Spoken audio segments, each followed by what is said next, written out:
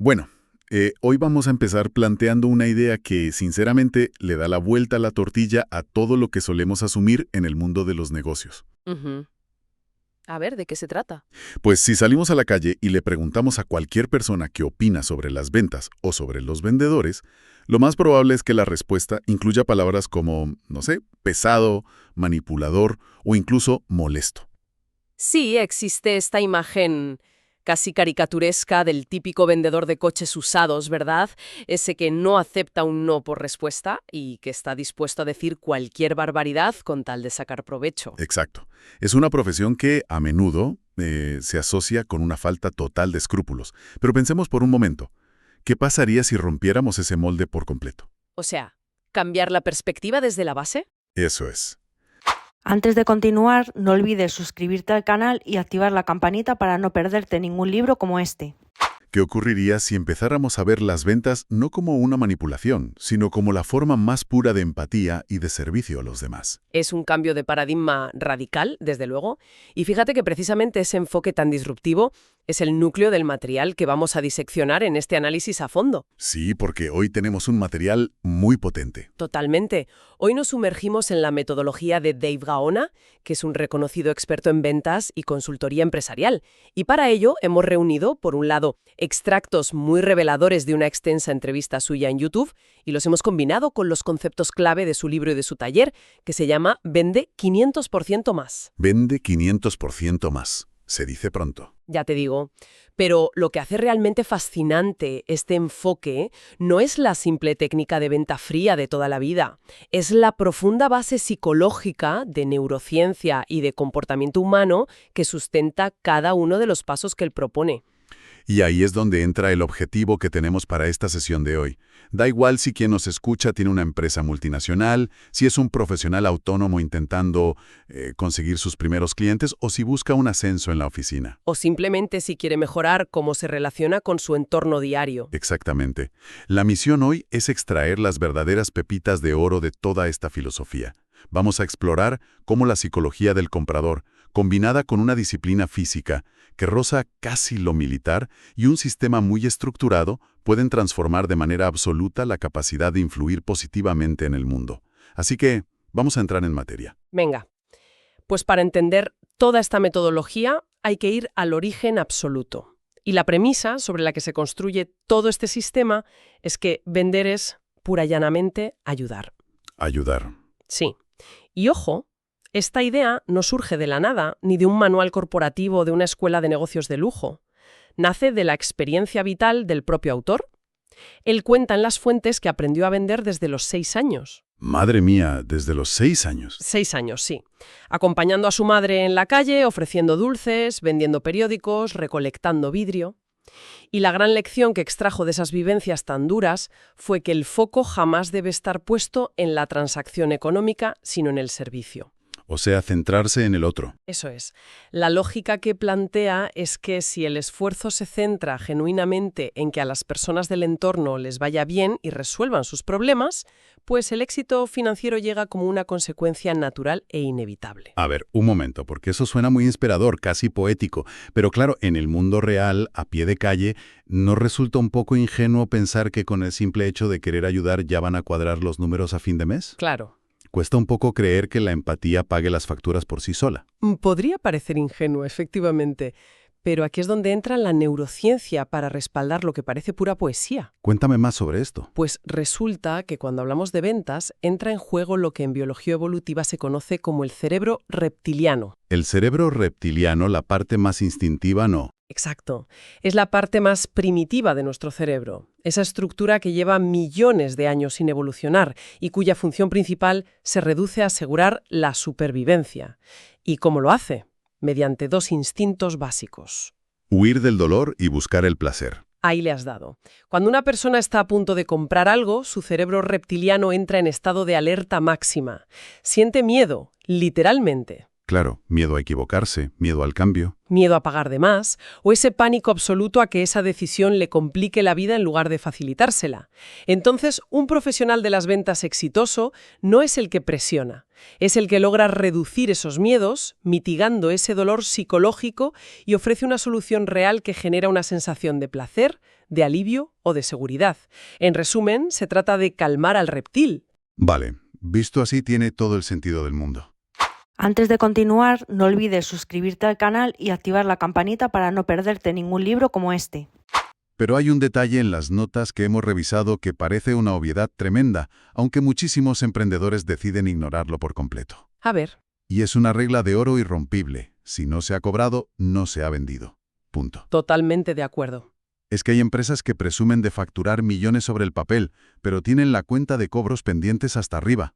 Al final, están ahogados, trabajando gratis y básicamente financiando sus clientes. Es un problema sistémico y gravísimo en el mundo del emprendimiento. Y la solución que plantea Gaona en su material para evitar este colapso financiero es radical. Antes de continuar, no olvides suscribirte al canal y activar la campanita para no perderte ningún libro como este. Consiste en cobrar por adelantado. Cobrar antes de dar el servicio. Sí. Para muchos, esto puede parecer una medida extrema o incluso de mala educación, pero él defiende que es la única manera de asegurar el flujo de caja y, lo más importante, de eliminar por completo esa incomodidad, esa especie de vergüenza tóxica de tener que perseguir a los clientes mes a mes para que paguen lo que deben. Es que perseguir a alguien para que te pague es agotador. El autor utiliza una analogía brillante con las compañías de telefonía móvil. Si se paga la factura, hay servicio de datos y llamadas.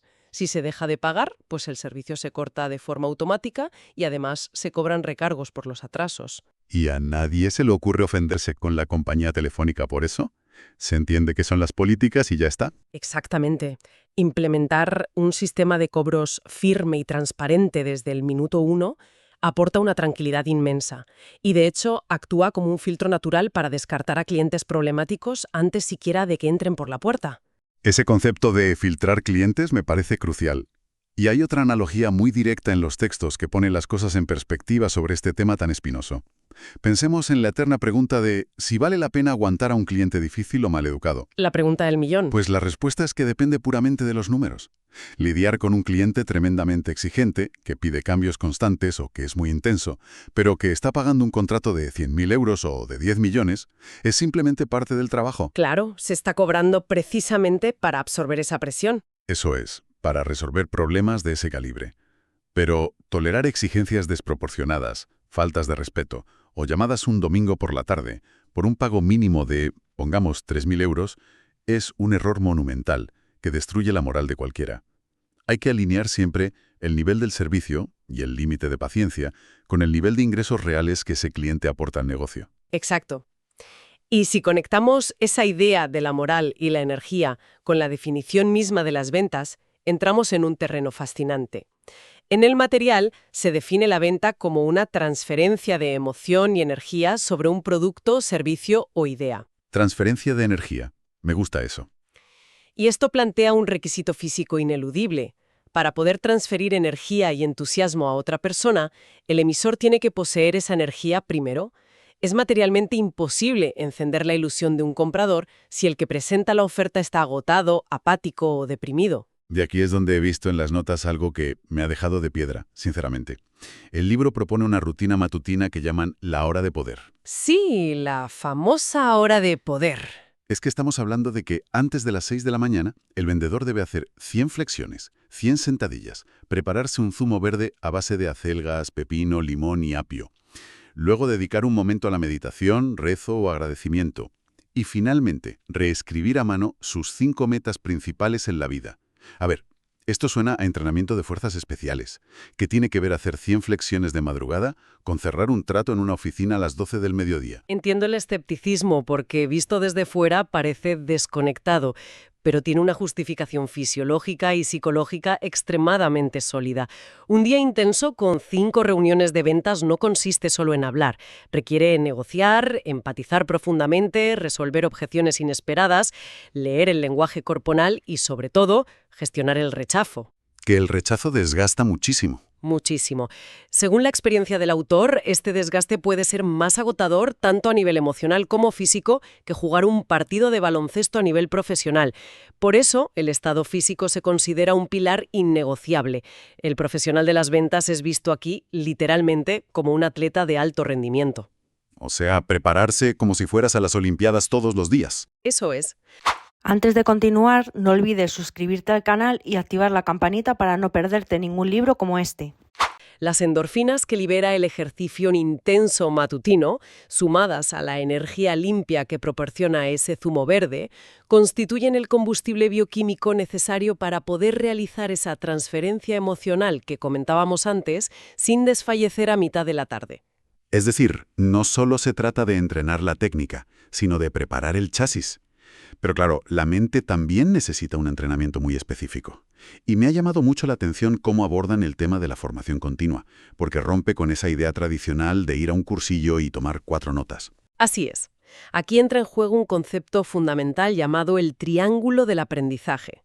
La premisa es que la educación pasiva es increíblemente ineficiente. Totalmente. Si alguien simplemente lee un libro sobre ventas o escucha pasivamente una conferencia, su cerebro retendrá apenas entre el 10 y el 20% de esa información pasadas un par de semanas. Para llegar a la verdadera maestría, a lo que en este sistema denominan la competencia inconsciente, hay que ir muchísimo más allá de la teoría. Ese término de la competencia inconsciente merece que nos detengamos un segundo. Es como aprender a conducir un coche manual, ¿verdad? El ejemplo perfecto. Al principio uno piensa en cada marcha, mira el pedal del embrague, suda tinta al aparcar. Eso es competencia consciente. Pero el objetivo de este entrenamiento en ventas es llegar a ese punto en el que se conduce hasta casa charlando de cualquier cosa y uno ni se acuerda del trayecto. El vendedor debe interiorizar tanto la técnica y las respuestas que su cerebro quede 100% libre para observar al cliente, para escuchar los matices de su voz. No para pensar con angustia en qué frase tiene que decir a continuación. Exacto. Es que para alcanzar ese nivel de automatismo al volante de una negociación, la información tiene que ponerse en práctica de inmediato. Hay que salir al terreno, equivocarse, corregir y, además, enseñárselo a otros. El entrenamiento constante, la repetición y el juego de roles son lo que asienta el conocimiento de verdad. De hecho, lo que separa a la persona que factura 1.000 euros de la que factura 1.000.000 es precisamente esa constancia en la formación continua, eliminando excusas típicas como no tengo tiempo o ya hice un curso el año pasado. Y toda esta energía y preparación necesitan un cauce, una estructura, porque no sirve de nada estar ultramotivado si se corre en la dirección equivocada. Ahí es donde las notas nos presentan el núcleo duro de la estrategia, que es el sistema Sí Pasa. Sí pasa, sí. Es un acrónimo que desgrana el proceso de ventas paso a paso. Y la primera letra, la C, corresponde a contactos con dinero y necesidad. Y madre mía, la historia que usa el autor para ilustrar esto es buenísima. Es un clásico. Imaginemos la escena. Entra un chico joven en una discoteca abarrotada con la firme intención de casarse esa misma noche. Y claro, ni corto ni perezoso, se dedica a recorrer la pista de baile proponiéndole matrimonio a 200 mujeres al azar, una tras otra. El desastre está garantizado. El resultado, evidentemente, es un rechazo masivo, un fracaso absoluto, y probablemente que lo echen del local a patadas. La moraleja es brillante en su simplicidad. Hay que buscar en el lugar correcto. Si se intenta vender un servicio premium a alguien que no lo necesita o que no tiene la capacidad económica para pagarlo, es una frustración garantizada para ambas partes. Hay que filtrar radicalmente desde el principio. Radicalmente. De hecho, Gaona menciona que, para acceder a sus servicios de consultoría, él exige como requisito previo que la empresa del cliente ya facture por encima de cierta cantidad millonaria. Si no llegan a ese umbral, directamente no son su público objetivo. Ese filtrado inicial ahorra años de esfuerzo inútil, sinceramente. Y una vez que se tiene delante a ese contacto cualificado, se pasa a la I del acrónimo, que es la identificación de necesidades. Aquí rige una regla de oro inquebrantable, la regla del 80-20. ¿80-20? Sí. El cliente debe ser quien hable el 80% del tiempo, mientras que el profesional solo interviene un 20%. y únicamente para hacer preguntas estratégicas y abiertas. Y para ilustrar el impacto brutal de esta escucha activa, el autor comparte una anécdota profundamente conmovedora en el material. Sí, la de la señora en la presentación. Esa misma. Relata el caso de una mujer de unos 60 años que asistió a una de sus conferencias. Esta señora estaba atravesando un infierno personal. Padecía cáncer, su marido la había abandonado y estaba totalmente desconectada de sus hijos. ¿Y qué hizo el autor? Se sentó con ella y la escuchó. Pero escuchar de verdad. Escuchar con atención clínica durante 1 hora entera. No intentó venderle ningún producto milagroso, no le dio consejos no solicitados, no sacó un folleto. Solo le ofreció un espacio seguro para desahogarse. Antes de continuar, no olvides suscribirte al canal y activar la campanita para no perderte ningún libro como este. Y al sentirse verdaderamente valorada, respetada y comprendida en su dolor, ella misma tomó la decisión de unirse a su proyecto de negocio inmediatamente, convirtiéndose con el tiempo en una líder destacada. Es que el poder de sentirse escuchado es algo que subestimamos constantemente. Y eso enlaza directamente con la P de CIPA, la presentación basada en necesidades. Aquí es donde se pone interesante la cosa. Mucho, porque una vez que se ha escuchado ese 80% del tiempo, se descubre lo que en este sistema bautizan de forma muy llamativa como el punto G del cliente. El punto G, sí. Es decir, su deseo más profundo, más íntimo y a menudo inconfesable. Y el ejemplo que dan para explicar esto es revelador. Pensemos en el dueño de una gran fábrica que contrata a un consultor de negocios. El encargo oficial, lo que dice en voz alta en la reunión, es que necesita mejorar la rentabilidad, optimizar las máquinas y reducir costes operacionales. Lo típico que pediría cualquier empresario. Claro, cualquiera pensaría que su motivación, su punto G, son los números fríos y los márgenes de beneficio.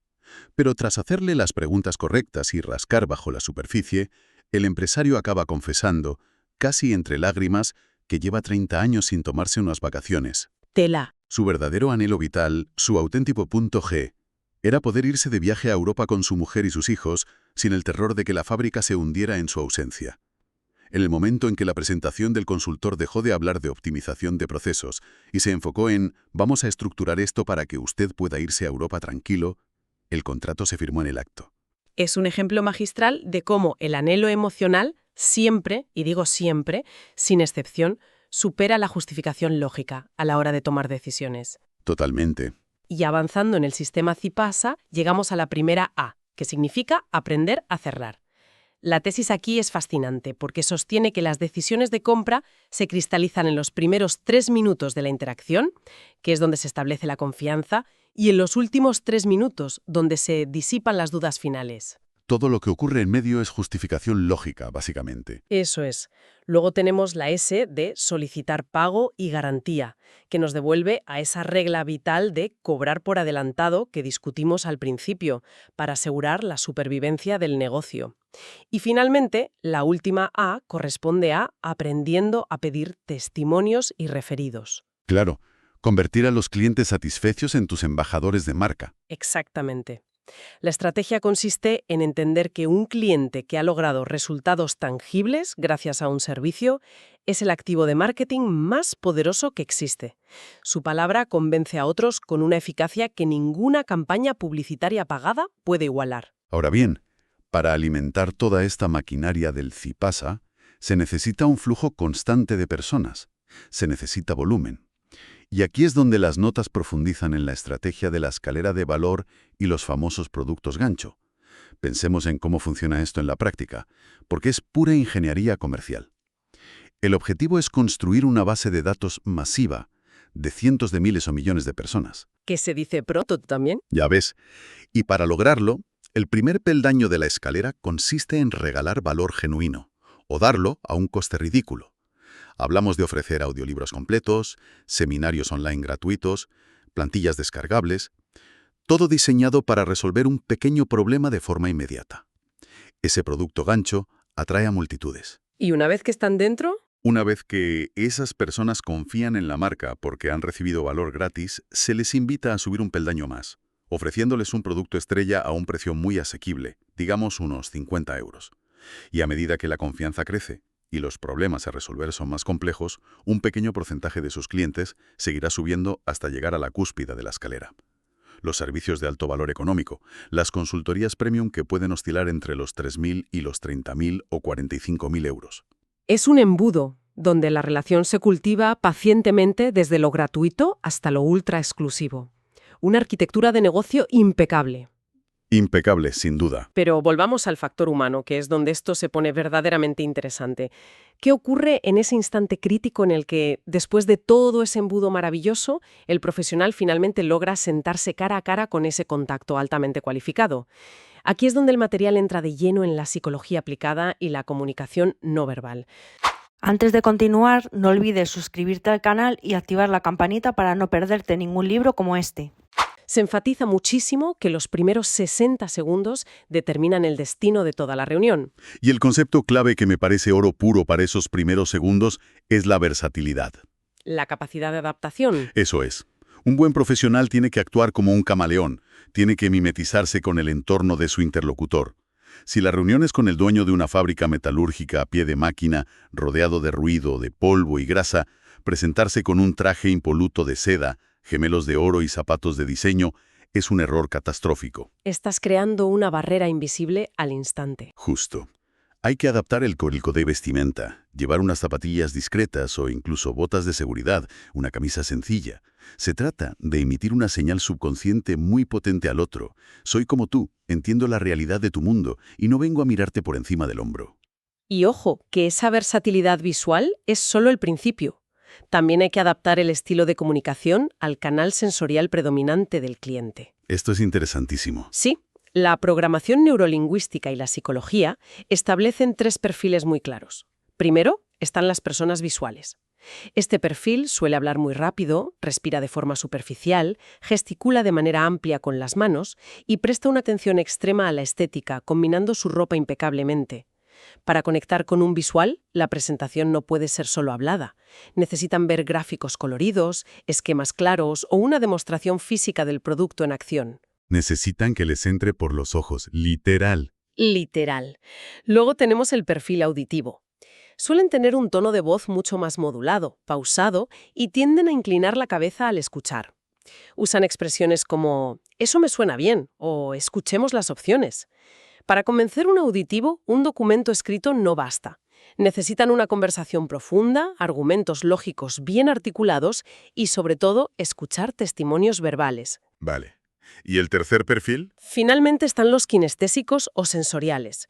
Son personas que priorizan la comodidad física por encima de la apariencia. Suelen vestir con ropa holgada, hablan más despacio y se guían intensamente por el tacto, las sensaciones y hasta por los olores del entorno. A un kinestésico hay que ponerle el producto en las manos. Necesita tocar la textura, sentir el peso, sentarse en la silla para comprobar si es cómoda. Es alucinante cómo cambia la película dependiendo de quién esté al otro lado de la mesa. Cambia por completo. Y todo esto cobra aún más relevancia cuando nos topamos con el dato estadístico que de verdad rompe todos los esquemas en este análisis. Resulta que en cualquier interacción humana, el 80% de la comunicación es completamente no verbal. 80%. Es una barbaridad. El tono, el volumen y la cadencia de la voz representan un 10%. Y atención a esto. Solo el 10% restante corresponde a las palabras exactas que salen por nuestra boca. Nos pasamos la vida ensayando qué vamos a decir, cuando lo que realmente importa es cómo lo dice nuestro cuerpo. Totalmente cierto. Y para decodificar ese abrumador 80% no verbal, la metodología detalla herramientas muy precisas, como la lectura de las claves oculares. ¿Hacia dónde miran? Exacto. Analizar hacia dónde dirige la mirada una persona justo en el milisegundo en que procesa una pregunta compleja. Por ejemplo, si al plantearle un escenario sus ojos se desvían hacia arriba a la izquierda, la neurología nos indica que está accediendo a su memoria visual. Está recordando imágenes del pasado. ¿Y si mira hacia el otro lado? Si la mirada va hacia arriba a la derecha, está en modo constructivo, utilizando la creatividad para imaginar un escenario nuevo que aún no existe. Vale. Arriba a la izquierda recuerda, arriba a la derecha imagina. Eso es. Pero si sus ojos bajan hacia la izquierda, la persona está inmersa en un diálogo interno profundo, analizando la situación de forma lógica y crítica. Saber leer estos micropestañeos permite al profesional saber al instante si el cliente está recordando una mala experiencia previa, si está dudando de la oferta o si está imaginando un futuro exitoso con el producto. Y el cuerpo entero habla a gritos, no solo los ojos. Hay posturas corporales que son como libros abiertos. Si durante la propuesta se observa que el cliente se toca sutilmente la barbilla y su torso se inclina ligeramente hacia adelante, bingo. Hay un interés analítico y genuino. Ahí lo tienes en el bote. Claro. Pero cuidado, porque si de repente empieza a frotarse los ojos con los dedos, estamos ante un mecanismo de bloqueo totalmente inconsciente. Su cerebro, literalmente, no quiere seguir viendo lo que se le está mostrando. Es una defensa. Por no hablar del clásico cruce de brazos firmes sobre el pecho, que raramente significa que tengan frío en la sala. Es una orden directa del cerebro reptiliano para proteger los órganos vitales ante una situación o un argumento que perciben como una amenaza o una presión excesiva. Y precisamente para evitar despertar a ese reptil defensivo, existen en material un inventario de lo que denominan palabras prohibidas. Palabras que matan las ventas. Exacto. Antes de continuar, no olvides suscribirte al canal y activar la campanita para no perderte ningún libro como este. Son términos que, aunque parezcan inofensivos y habituales, generan un pico de estrés y dolor automático en el subconsciente del comprador. Palabras como costo, comprar, contrato, pagar o firma. Claro, la palabra contrato evoca ataduras, abogados y problemas potenciales. Genera rechazo inmediato. En su lugar, la recomendación es utilizar alternativas semánticas que evoquen colaboración, crecimiento y placer. En lugar de decir el costo es, se debe decir la inversión es. Se cambia comprar por adquirir o se sustituye el frío firme este contrato por un amistoso vamos a formalizar este acuerdo. Son matices lingüísticos muy sutiles, pero la neurociencia demuestra que alteran drásticamente la respuesta emocional del oyente, pasando del rechazo frontal a la receptividad. Bueno, si hacemos una recapitulación rápida de todo lo que hemos extraído hoy en este análisis a fondo, queda clarísimo que esto derriba por completo la vieja escuela de las ventas. Por completo. Vender no tiene absolutamente nada que ver con acosar, presionar o engañar. Vender, en su máxima expresión, es investigar metóricamente. Es escuchar con una atención y un respeto casi clínicos.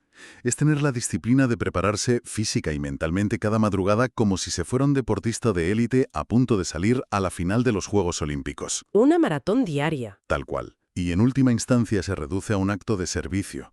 Ayudar a otra persona a resolver un problema doloroso o a cumplir un sueño profundo, descubriendo y satisfaciendo ese anhelado punto G. Así es. Y si elevamos un poco la mirada y conectamos todas estas estrategias empresariales con el cuadro general de la vida cotidiana, surge una reflexión final muy potente que deja el autor. Y es que nos recuerda constantemente que, seamos conscientes de ello o no, absolutamente todo el tiempo estamos vendiendo. Constantemente. Le vendemos a nuestra pareja nuestra mejor versión y nuestras ideas para el futuro. A nuestros hijos les vendemos con nuestros actos, nuestro ejemplo y nuestros valores. O sea, la venta es inherente al ser humano. Exacto. Y sabiendo, como hemos analizado hoy, que el 80% de nuestra comunicación es lenguaje no verbal y que el cerebro reptiliano de los que nos rodean capta la más mínima tensión, fatiga o desinterés, cabe plantearse una pregunta crucial. ¿Qué producto o qué idea de nosotros mismos estamos vendiendo de forma inconsciente cada día a las personas que más queremos? Fíjate, qué buena pregunta. Es que simplemente con la postura de los hombros, el brillo en el contacto visual y el nivel de energía vital que proyectamos al cruzar la puerta de casa después de un día duro de trabajo, ya estamos realizando un cierre de venta nocional con nuestra familia. Vale la pena reflexionar si estamos ofreciendo realmente la mejor transferencia de energía posible a quienes de verdad importan en nuestra vida. Dejamos ahí la reflexión para que quien nos escucha pueda seguir explorando. Antes de continuar, no olvides suscribirte al canal y activar la campanita para no perderte ningún libro como este. Libros que abren puertas, palabras que enseñan más. Dinero y libertad. Todo lo vas a lograr. En cada episodio, en cada nueva visión. Riqueza entre páginas es la revolución. Riqueza entre páginas, riqueza al despertar. Riqueza entre páginas, prepárate a despegar. Cada hoja una lección.